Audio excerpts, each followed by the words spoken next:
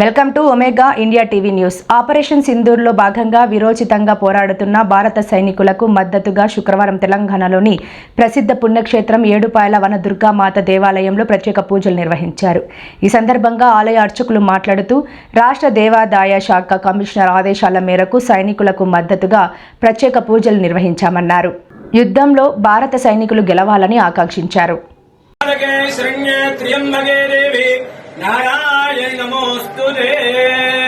శ్రీ ఏడుపాయల వనదుర్గా భవానీ దేవస్థానం తెలంగాణ రాష్ట్రంలోనే ఎంతో ప్రసిద్ధమైనటువంటి క్షేత్రము ఏడుపాయలు.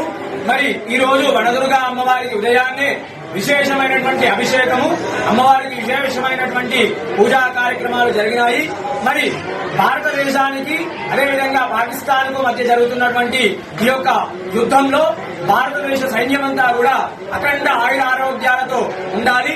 అదేవిధంగా భారతదేశ సైన్యమంతా కూడా దిగ్విజయంగా అమ్మవారి అనుగ్రహాలు, అమ్మవారి ఆశీస్సులు కలగాలని అమ్మవారికి పూజా కార్యక్రమాలు చేయించడం జరిగింది. సర్వే జనాః సుఖినో భవంతు. వనదుర్గా మాతాకి జై. హాయ్ అండి, నేను మీ Satyasri. Please subscribe Omega India TV Telugu.